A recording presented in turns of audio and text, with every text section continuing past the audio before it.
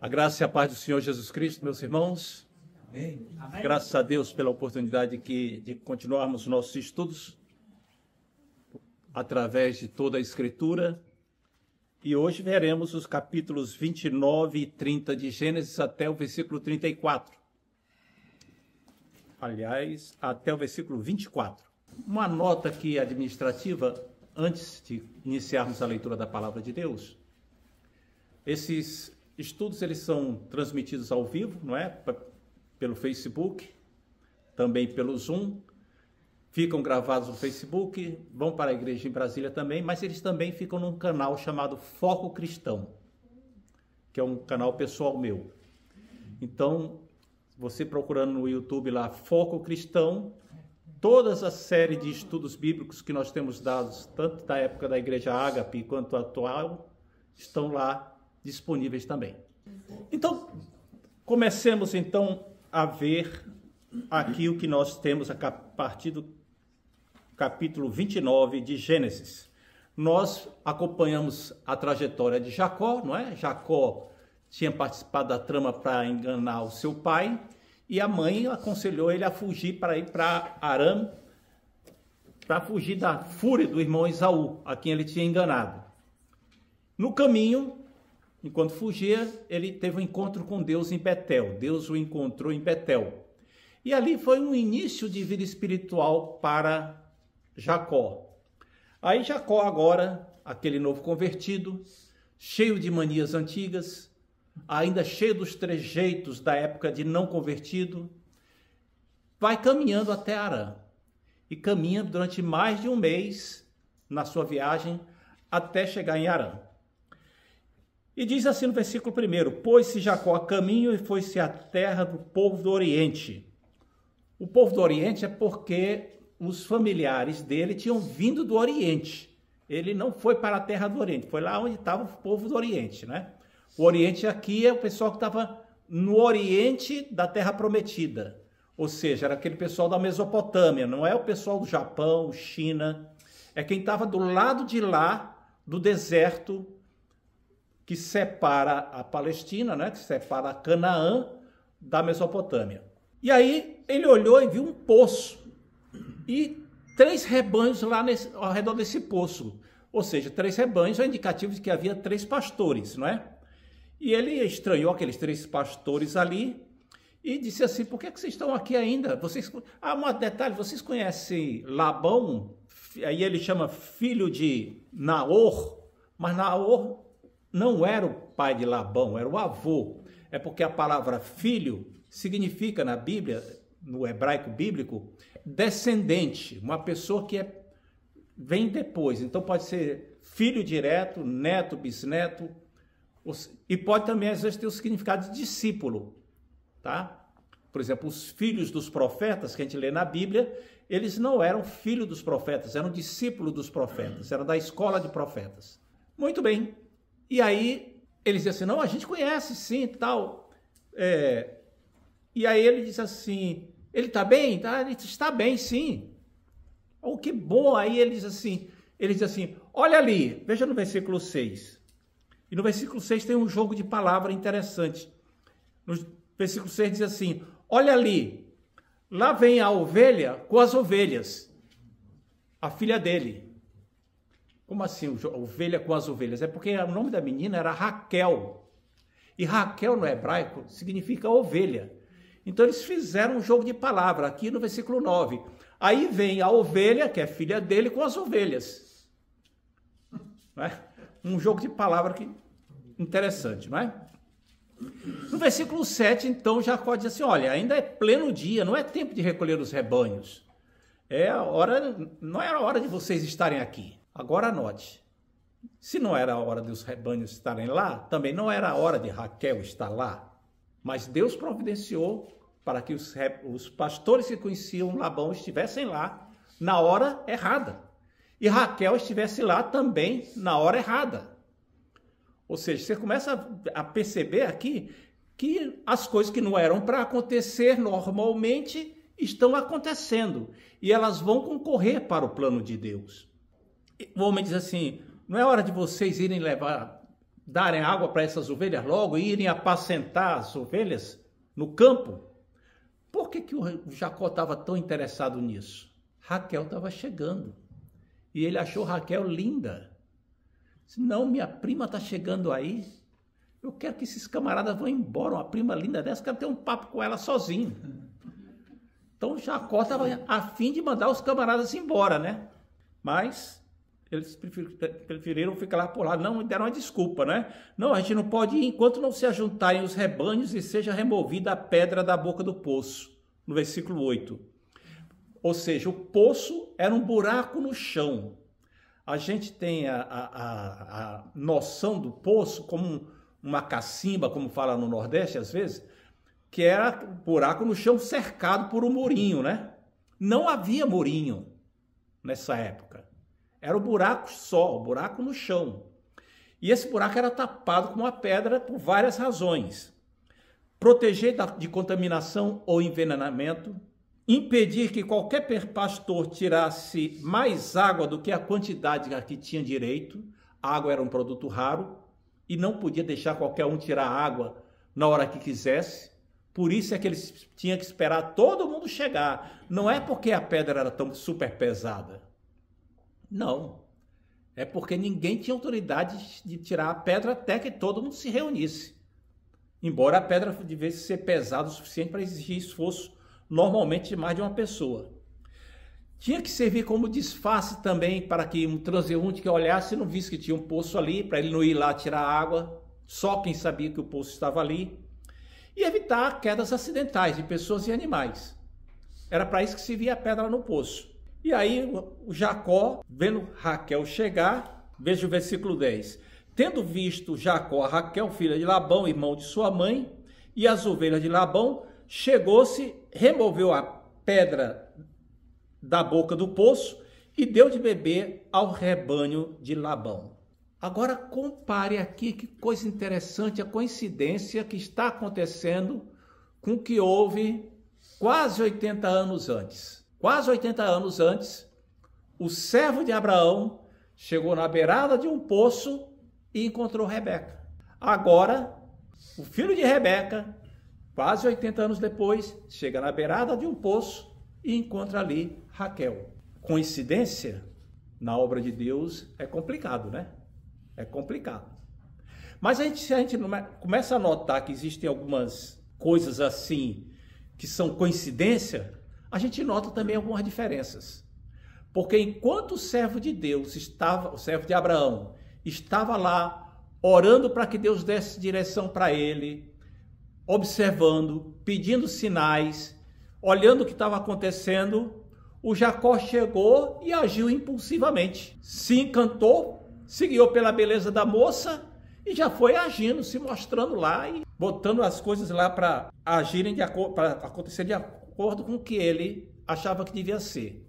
Ou seja, infelizmente, o Jacó age meramente pela atração física, sem sequer ter orado uma vez. Era um novo convertido muito verde, muito verdinho, sem nenhuma maturidade espiritual, sem nenhuma vivência espiritual. E aí ele pegou, tirou água do poço e ele deu água de beber para o rebanho de Raquel.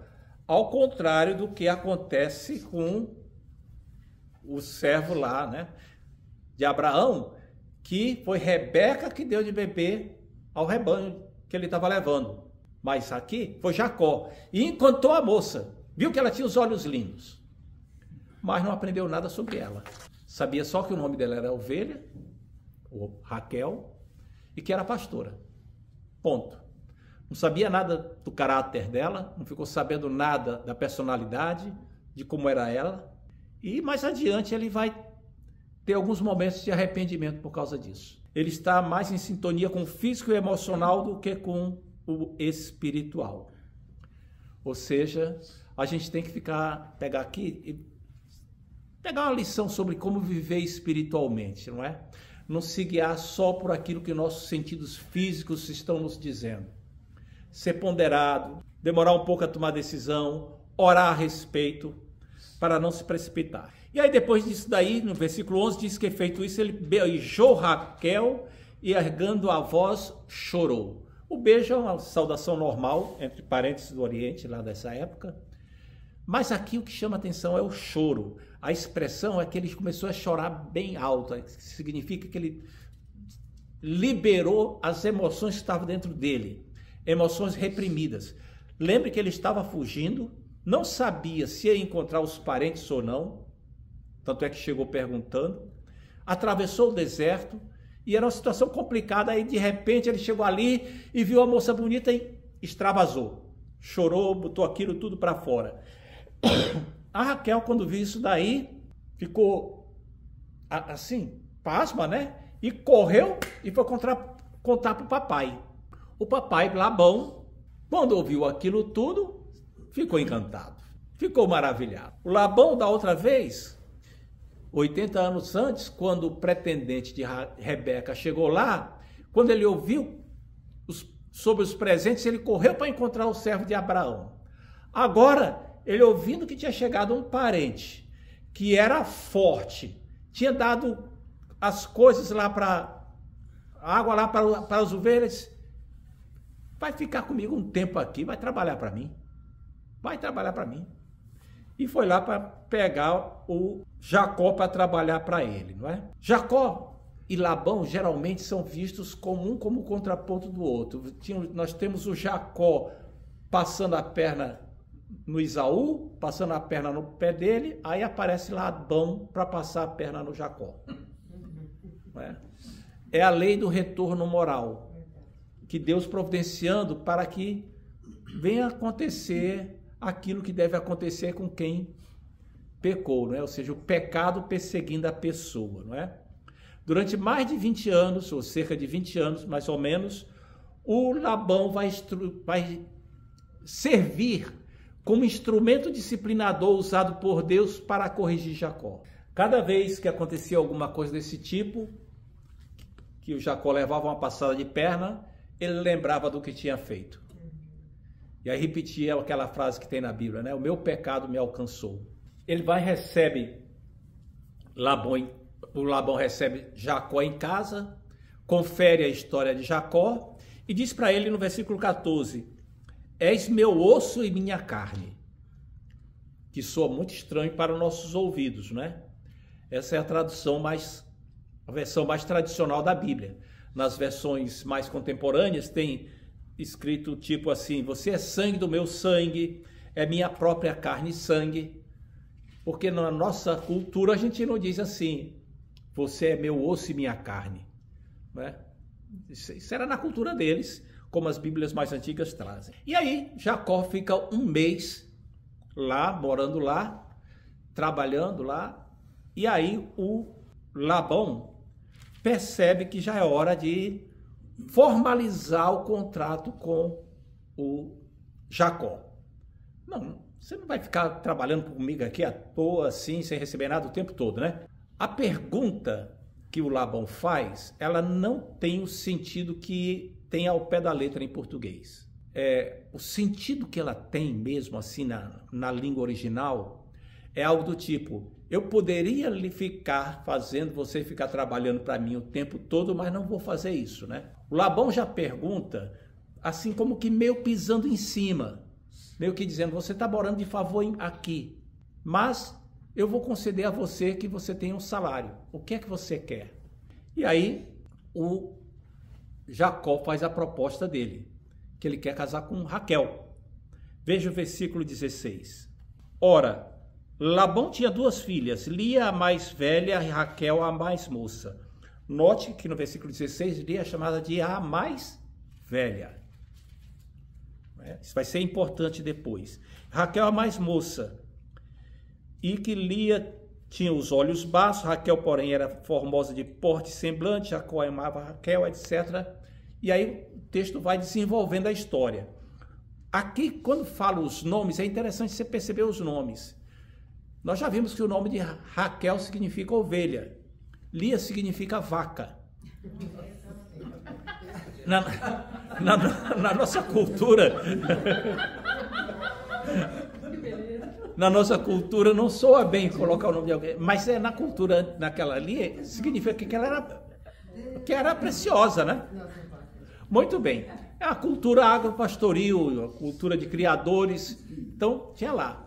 Porém, é significativo que o tempo todo Labão age como um negociante, como um comerciante, inclusive ao lidar com as filhas. E as filhas depois vão se queixar disso, que o pai dela negociava com elas.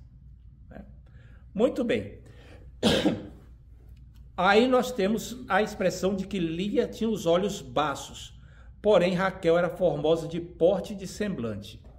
O que quer dizer olhos baços? Isso é uma expressão que tem trazido a pulga atrás da orelha de muita gente, deixando muita gente inculcada.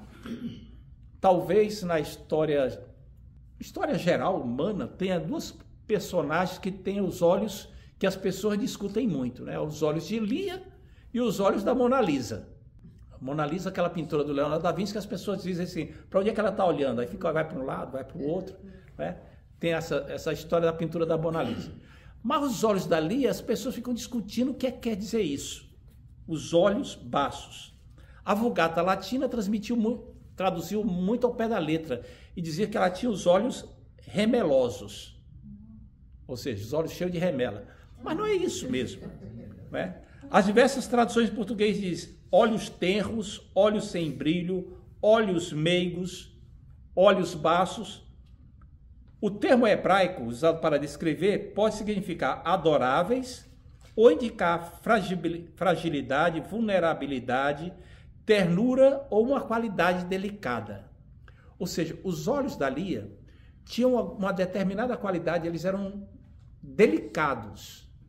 Eles eram bonitos, mas eram delicados. Ela não tinha os olhos vivos, como uma pomba, uma pessoa que olha. Não, os olhos dela eram bonitos, mas eram delicados. A tradução de Eugene Peterson, a mensagem, traduz muito bem essa parte aqui. Diz assim, Lia tinha os olhos belos, mas Raquel era de uma beleza impressionante. Ou seja, o que era bonito na Lia eram os olhos, mas a Raquel era toda bonita. Era uma pessoa que chamava a atenção pelo todo, inclusive pelo porte, né? A tradução na linguagem de hoje diz que ela era bonita de olhos, de rosto e de corpo. É uma tradução meio vulgar, porque o corpo dela não era exibido. Ela era o porte que ela é bonito. Muito bem. E aí o Jacó vai e faz a proposta dele. Diz que ele amava a Raquel. Diz assim, versículo 18, 7 anos te servirei por tua filha mais moça. O Labão vai e faz de conta que não está muito entusiasmado. Tudo bem, é melhor casar com você do que com qualquer outra pessoa. Você pelo menos é da família, eu conheço. Mas já começa a arquitetar o plano, já começa a manobrar. Mais adiante ele vai dizer que não podia ter dado a filha mais nova para casar primeiro. Porque o costume era dar a filha mais velha. Mas ele não fala agora. Porque ele já está planejando a armadilha em que vai jogar o nosso querido Jacó, que vai ver mais uma vez o seu pecado lhe alcançando, né? E aí estabelece que vai trabalhar por 7 anos, né? Ou seja, ele vai trabalhar 7 anos sem salário. Como assim trabalhar 7 anos sem salário? Ele não vai ter salário, vai ficar trabalhando de graça para produzir o suficiente para pagar o dote da Raquel. Isso não era comprar a pessoa. O dote ele não tinha um propósito, não servia para comprar. A gente não deve ter essa imagem. É porque quando se tirava uma filha da casa de alguém, você estava tirando sustento desse alguém. A filha estava trabalhando em casa, cuidando das ovelhas, agora ela ia embora. Quem é que ia cuidar daquilo? Uma filha casar sem receber nada estava dando prejuízo. E aí por que a família vai ter prejuízo para a filha dar lucro para outro? Não, tem que pagar alguma coisa. Então esse aqui era um dote. Além do mais, se o marido morresse ou se ele quisesse divorciar da mulher, o dote ia servir para o sustento dela. Então era a garantia para ela também e para a família. Então estava acertado isso daí, né? Trabalhar isso aí. 7 anos trabalhando, mas vamos fazer as contas aqui. O que as contas da época, o dinheiro aqui, a tabela de salários da época, diz o seguinte: o dote normalmente era de 30 a 40 peças de prata, ciclos de prata, 30 a 40. O rendimento anual de um pastor era de 10 ciclos de prata. Ora, se o rendimento atual anual era de 10 ciclos de prata, Jacó iria dar um rendimento de quanto? 70. Mas a Raquel, o dote normal dela seria de 30 a 40. O que é que está acontecendo aí? O titio Labão está metendo a mão. Ao invés de ele trabalhar só 3 ou 4 anos, para dar os 30 ou 40, que é o dote normal, vai trabalhar os 7. E sem fazer nenhum pé de meia para a família.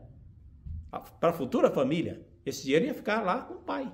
Veja como as coisas estão acontecendo aqui. Não é? Muito bem. Chega no versículo 20. Aí diz assim: por amor a Raquel, serviu Jacó 7 anos, e estes lhes pareceram como poucos dias pelo muito que a amava.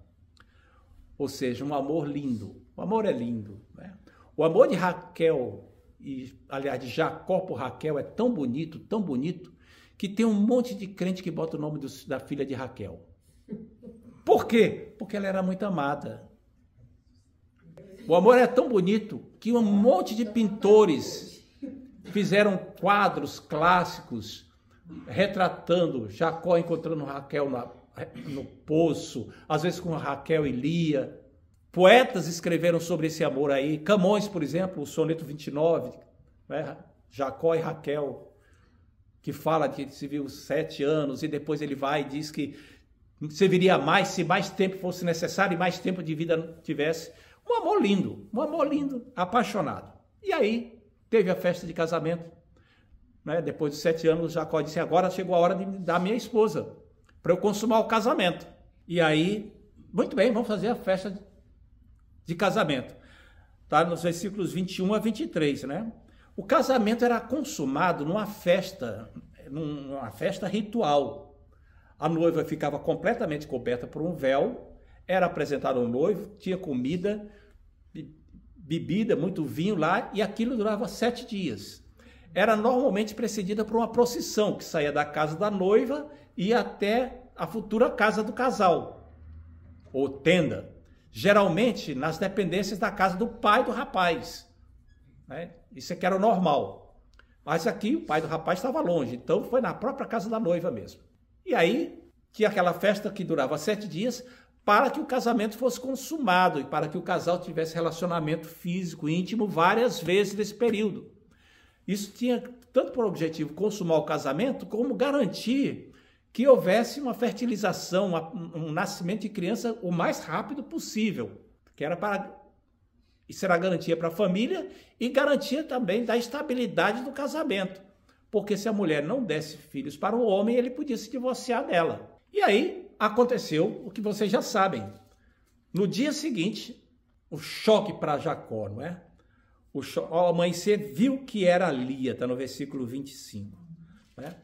Ou seja, sem luz elétrica, tudo na penumbra, a moça coberta por um véu, o Jacó um tanto quanto alto, e a Lia também, certamente dando a sua contribuição. E aí aconteceu que ele foi enganado, acabou tendo relacionamento com a Lia ao invés de ser com a Raquel.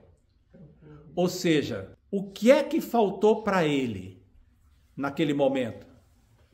A acuidade visual. Faltou enxergar bem. De que é que ele se aproveitou do que faltava ao pai quando ele enganou o pai? Falta de acuidade visual, de enxergar bem. Percebe como as coisas não estão acontecendo por acaso? Ele enganou, se aproveitando da questão de pouca visão do pai, e foi enganado pela pouca visão que ele tinha naquela hora também. A lei do retorno moral, aquilo que o homem semear, isso também ceifará. Os pecados perseguem. Você pode ser perdoado do seu pecado, mas muitas vezes o pecado tem consequência. Aliás, se você não pedir perdão, se você não buscar a graça de Deus, a consequência chega, e chega dolorosa. E a Bíblia diz que aqueles que semeiam ventos colherão ventanias. Às vezes chega numa dose maior ainda. Agora, a solução é se arrepender e pedir perdão a quem ofendeu e a Deus. E aí a misericórdia de Deus muitas vezes atua e nós somos perdoados. Mas Jacó não pediu perdão. Jacó não estava ainda consciente dessa necessidade, que ele só vai ter mais adiante. E aí no versículo 25 ele usa a expressão, por que, pois, me enganaste? Essa expressão aqui é exatamente a mesma, a palavra enganar é a mesma que Esaú usou quando estava falando com Jacó. Com Isaac. Jacó me enganou já 2 vezes, a palavra é a mesma. Por que me enganaste?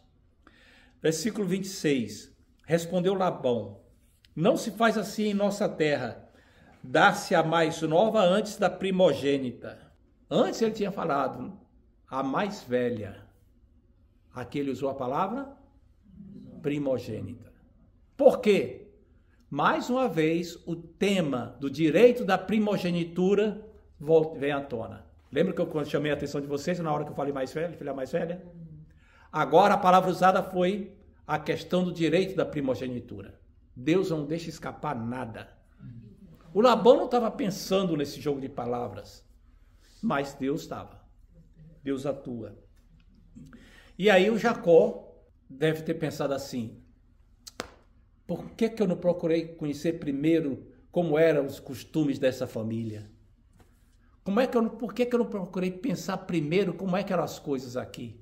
Essa pergunta tem muitos jovens que se fazem. Casam-se e aí não conhecem, as meninas não conhecem direito a família do rapaz e estranham. E o rapaz diz assim, não, na minha família é sempre assim. Ou às vezes é o contrário. Eles se casam e as moças dizem, não, minha mãe não fazia assim, lá em casa não era assim. E aí entra no relacionamento sem conhecer direito os costumes da família da pessoa que se tem em vista. É sempre melhor conhecer primeiro, conhecer bem os detalhes da família da pessoa com quem se está pensando em ter um compromisso. Antes de firmar o compromisso, que depois é mais complicado. Vai conhecendo aos pouquinhos, aprofundando, antes de estreitar muitos laços. Porque aí dá para você avaliar se eu quero me meter nisso mesmo ou não. Muito bem. Jacó está semeando aqui agora o que ele tinha plantado, né? O Labão, astuto, fraudulento, insensível, ávido e ambicioso. E o Jacó tinha também alguma dessas fraquezas, porém ele já demonstrava ser um homem de fé. O Jacó poderia ter dito, então você me enganou, eu não quero ficar com Lia. Não quero ficar com Lia porque o meu contrato com você era lhe servir por Raquel. Você me enganou, se aproveitou de mim. Não quero. Mas o Jacó agiu de uma maneira honrada agora. Ele disse, tudo bem, eu vou aceitar a sua proposta de trabalhar mais 7 anos por Raquel. Ele poderia ter rejeitado Lia. Poderia. Mas não fez. Muito bem. Aí no versículo 28 tem que, decorrida a semana desta, dar-te-emos também a outra. Ou seja, a semana era a semana de festa do casamento, né? Durava 7 anos. Então, Jacó não precisou trabalhar mais 7 anos para receber Raquel por esposa. Ele precisou esperar acabar a lua de mel, digamos assim, com a Lia, e aí teve agora Raquel por esposa, a partir desse momento. Muito bem. A partir do versículo 31 até o 30, 24, nós temos acerca dos filhos de Jacó. Os filhos de Jacó agora começaram a nascer. E aí a gente observa que as mães é que vão dando os nomes aos filhos. E é muito interessante, porque elas vão dando nomes aos filhos e muitas vezes fazendo referência a Deus, falando de alguma coisa, refletindo o que elas estavam sentindo espiritualmente, mas de acordo com aquilo que era a inclinação do coração delas. E o que era a inclinação do coração delas, para elas irem escolhendo o nome dos filhos? Era o que elas esperavam que o marido sentisse em relação a elas a partir do nascimento daquele filho. A preocupação de dar nome aos filhos era em agradecer a Deus ou buscar o favor do Senhor, etc., mas sempre focando na relação do marido com elas a partir do nascimento do filho. E aí começam a nascer as crianças, né? A gente começa vendo no versículo 31, dizendo assim: vendo o Senhor que Lia era desprezada, fê-la fecunda, ou seja, desprezada. Na revista e corrigida tem que era rejeitada. A expressão no hebraico é mais forte, era odiada. O que é que estava acontecendo? Estavam convivendo ali, mas o coração de Jacó era por Raquel e olhava para Lia e sentia-se, essa mulher me foi imposta à força. Imposta à força. E às vezes tinha relacionamento com ela, mas sempre meio rejeitando, sempre meio chateado. Uma coisa assim muito física apenas, muito carnal, com emoção negativa. E Deus viu isso. Deus viu isso. E Deus é o Deus dos desamparados. Deus é o Deus daqueles que sofrem. Deus é o Deus daqueles que são rejeitados. E aí ele fez com que ela pudesse ter filhos. Raquel, porém, era estéril. O Deus que abre e fecha a madre, que pode todas as coisas, começou a dar uma compensação para Lia. E aí os filhos começaram a chegar, não é? Lembre disso, que o significado do nome dos filhos era com a questão do relacionamento que elas esperavam que o marido tivesse com elas. O reconhecimento que elas queriam ter do marido, não é? E Lia dá nomes aos seus três primeiros filhos. Ela gera 4 filhos primeiro. Aos 3 primeiros, ela faz uma referência ao nome do Senhor. Não Deus, mas Senhor. Qual é a diferença? Que Senhor é o nome do Deus que fez um pacto, uma aliança com Abraão, Isaac e Jacó.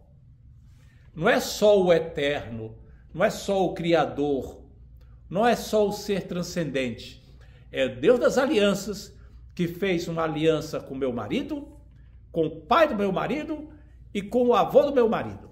E ela faz referência a esse Deus no nome dos 3 primeiros filhos. Isso vai ter uma certa influência, porque Lia vai acabar gerando 6 filhos. 6 filhos. Ela sozinha. Se contar o que ela gerou por meio de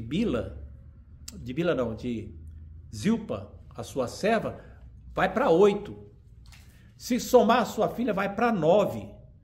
Ou seja, ela sozinha gerou mais filhos do que a Raquel e as outras 2 servas. Deus compensando aquele que era desprezado, mas que era temente a ele. Muito bem. E aí começam a nascer as crianças. No verso 32 tem o Rúben. E eu vou ler aqui agora rapidamente o nome dos filhos e o significado do nome de cada filho ao pé da letra. E também vou ler aqui o que é que Lia queria transmitir com o nome dessa criança. Isso está nos versículos, tá? Está tudo escrito aí.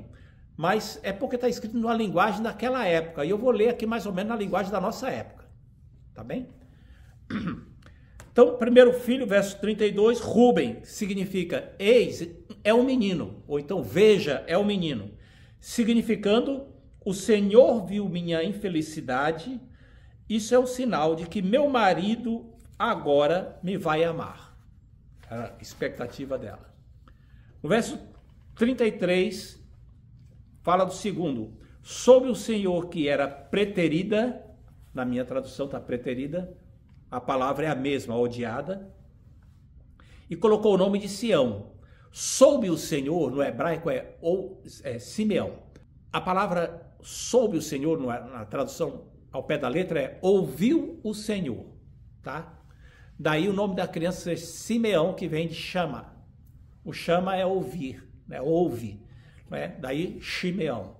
Ou seja, ouviu o Senhor que eu era odiada e me deu mais este filho. Depois nasceu, no versículo 34, o Levi, cujo nome significa unir-se, apegado, ter afeição, querendo dizer, quem sabe agora meu marido se afeiçoará a mim. Já lhe dei 3 filhos. Então ela sempre botando o nome das crianças na expectativa de que o Jacó a amasse, parasse de a rejeitar. Ela podia dar filhos, ela podia gerar filhos, mas não tinha o marido que queria. Aí nasceu o quarto filho, Judá. Judá agora significa só louvado seja o Senhor. Ou seja, ela não colocou nenhuma expectativa a mais. Colocou só, desta vez, louvarei o Senhor. Muito bem. Aí, chegamos no capítulo 30, versículos 1 e 2. E temos agora Raquel reclamando de Jacó e o culpando por não ter filhos. E no versículo, e diz assim, dá-me filhos, senão morrerei. Ou seja, é um desabafo, um clamor, que diz assim, não ter filhos é uma vergonha, eu prefiro morrer do que não ter filhos. Não faz sentido eu estar vivo se não tiver filhos. O meu papel como esposa era dar filhos, e agora a minha irmã, que era preterida, é que está assumindo o papel principal, porque agora Lia estava tendo cada vez mais destaque dentro de casa. E Raquel agora não era a mulher mais tão conceituada, porque era uma mulher que todo mundo percebia que não podia ter filhos. Tinha alguma coisa de errado com ela. E aí agora, dentro da sociedade, da cultura da época, Lia é que estava sendo bem vista. Daí ela dizer isso para Jacó, né? E aí você vê a resposta de Jacó, no versículo 2. Acaso estou eu em lugar de Deus? Foi ele que fechou sua madre. É Deus que te impede de ter filhos. Que resposta grosseira. Cadê o encanto de Jacó por Raquel? Acabou o encanto. Como costuma acabar o encanto que é baseado apenas nos olhos, na afeição física. Acabou agora. E ele ficou desiludido. E ficou revoltado. Agora, note que não apenas acabou o encanto, mas note também que faltou aqui um tom espiritual que o pai dele tinha. A Bíblia diz que Isaac orou por Rebeca e Rebeca concebeu. Diz que Abraão orou pelas mulheres lá do reino de Abimeleque, e aí as mulheres puderam ter filhos. O que está acontecendo aqui agora? Jacó não faz uma menção sequer de Deus. Nada. Até agora, Jacó, o novo convertido, que tinha recém-chegado agora na vida espiritual, não tem vivência nenhuma com Deus.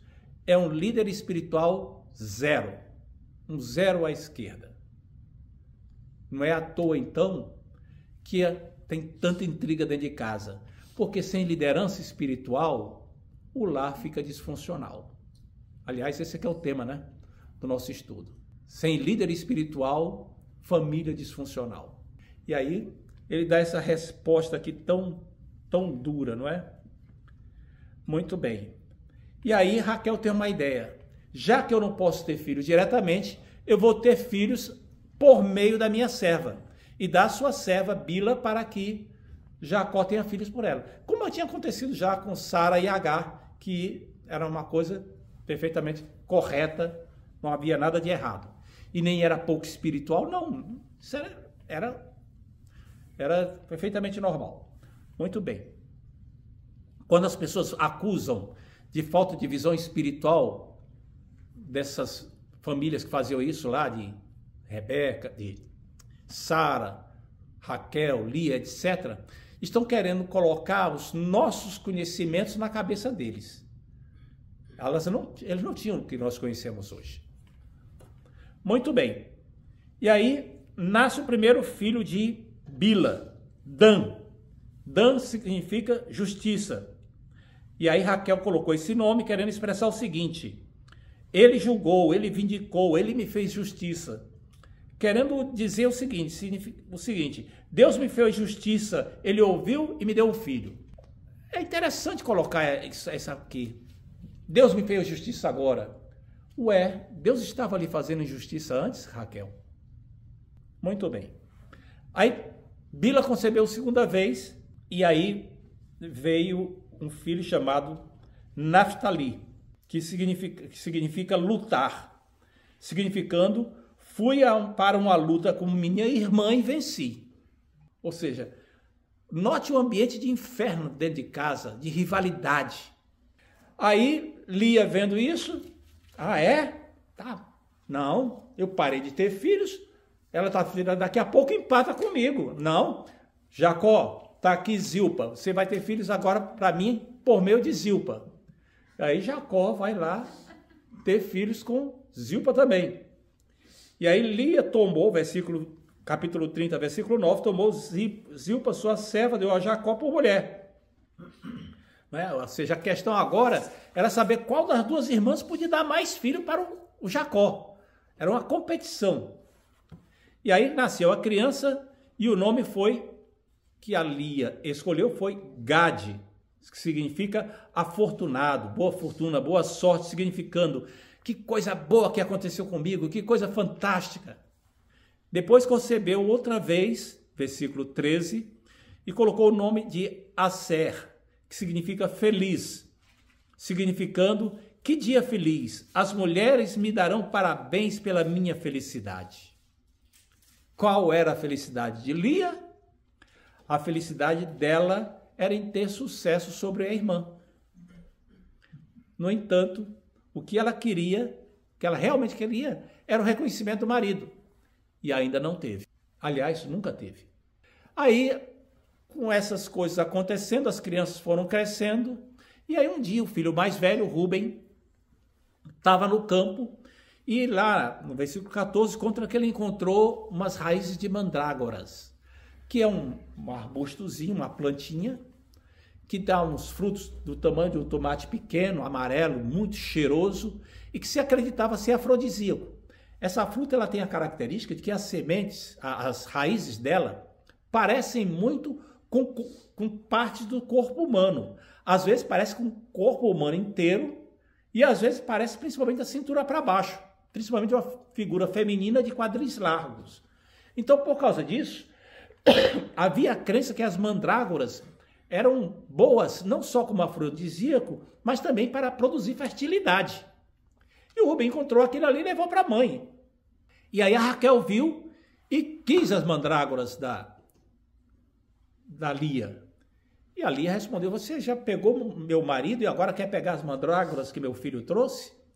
E a Raquel disse o seguinte, não, então faz o seguinte, você me dá as mandrágoras e eu deixo você dormir com Jacó hoje à noite. Ou seja, a Raquel é que dava as cartas a esse respeito dentro de casa. Qual vai ser a tabela de serviço que o Jacó vai cumprir. Note qual é o papel do Jacó dentro de casa. Sem liderança espiritual, a família fica disfuncional. E aí o Jacó cumpriu o que estava escrito. E a Raquel pegou as mandrágoras. Agora vou usar as mandrágoras aqui para fazer uma mandinga. Sem trocadilho. E aí a Lia fez o que tinha direito. Dormiu com Jacó. E quem concebeu foi a Lia, não foi a Raquel. A Raquel estava com as mandrágoras. Mas quem concebeu foi a Lia. Porque quem controla isso não é a mandrágora, é Deus. É Deus. E aí ela foi colocando o nome dos filhos, né? Você vai notar que vai nascer mais 2 filhos para Lia, não é? E aí o que acontece é que a Raquel só vai ter filhos 3 anos depois. Ou seja, não foi efeito da mandrágora. Deus não permitiu essa ilusão. Quando José nasceu, já tinha passado 3 anos que a Raquel tinha usado a mandrágora. Muito bem. Aí nasceu o primeiro filho de Lia, o primeiro filho dessa segunda etapa, né? Que era o quinto, que era Isacar, que significa permutado ou recompensa, né? Trocado, permutado. Porque ela dizia assim, Deus me recompensou por eu ter dado minha escrava ao meu marido. Ou seja, Deus viu que eu dei a minha escrava para ele, para Jacó, e agora ele me permitiu ter mais um filho. Depois concebeu de novo e deu um filho, teve um filho a quem chamou de Zebulon, significando honra, presente, está no versículo 20. Ou seja, Deus me deu um presente maravilhoso. Desta vez, meu marido até me honrará com presentes. Afinal, já lhe dei 6 filhos. E ainda não foi dessa vez. E aí ela concebeu novamente e agora nasceu a menina, Diná, que vai aparecer mais adiante no capítulo 34. Muito bem. Depois disso, a Bíblia diz que, lá no versículo 24, que Deus ouviu a oração de Raquel. Quem é que orou para Raquel ter filho? Raquel orou. Assim como era Lia que tinha orado. Agora, finalmente, a Raquel parou de acreditar nas mandingas, nas tramóias, e foi orar. E Deus ouviu a oração de Raquel. Mas até agora o Jacó não despertou. Ainda está dormente espiritualmente. Ainda não acordou para a importância da oração, de louvar a Deus, de buscar a Deus. E aí a Raquel orou, Deus a ouviu e lhe deu um filho que ela chamou de José, que significa acréscimo, dar mais. Significando o seguinte, que o Senhor me dê mais um outro filho. É interessante que a Raquel tinha dito, dá-me filhos ou morrerei. E agora ela ora assim, no nome do José, né? Dá-me mais um outro filho, que o Senhor me dê mais um outro filho, Yosef. Yosef tem o nome de Senhor. Ela usa agora o nome pactual de Deus. Muito bem. Porém, ela morreu tendo um filho. Esse outro filho. Nós vemos aqui a história de duas mulheres inconformadas com o que tinham. Uma tinha amor e não tinha filhos. Mas ela queria filhos, não se importava com amor. A outra tinha filhos, mas não tinha amor. Mas o fundamental para ela era um amor. Isso quer dizer que a gente tem que se acostumar com o que tem e não reclamar nada? Não, não é isso. Dentro de certo limite é verdade, a gente não pode ser inconformado. A gente tem que se conformar com algumas coisas. Mas aqui a chave é você buscar o que você quer da maneira certa. E não com artifícios, não com tramóias, mas buscar quem pode realmente dar, quem controla todas as coisas, que é o Senhor. É isso que a gente aprende na história dessa família aqui. E aí, fazendo uma revisão dessas lições todas, para terminarmos, nós temos algumas lições aqui e algumas aplicações. Primeira é que existem situações difíceis na vida, mas elas não frustram o plano de Deus. Jacó saiu fugido, Deus o encontrou em Betel, fez uma porção de promessas para ele, que ele iria se multiplicar e transformar-se numa multidão de povos. E começou a acontecer. Apesar de tudo aquilo que Labão tinha feito para contrariar Jacó, começou a se cumprir o plano de Deus na vida dele. O plano de Deus na vida de seus filhos é cumprido. Nós temos essa tranquilidade, temos essa certeza de que Deus vai cumprir. Uma segunda lição é o perigo, o risco de se transformar relacionamentos em ídolos, que foi o caso de Jacó. Jacó estava tão encantado por Raquel que ele esqueceu da vida espiritual dele, esqueceu das outras coisas e prestar atenção no que devia e deixando a amargura crescer no seu coração em silêncio, mas apenas alimentando aquilo. O amor dele por Raquel é muito belo, mas demonstra que colocar expectativas na felicidade que depende de pessoas é uma ilusão. Nós temos que estar com a nossa expectativa em Deus. Terceiro lugar, Deus demonstra um cuidado especial pelos rejeitados, como fez com Lia.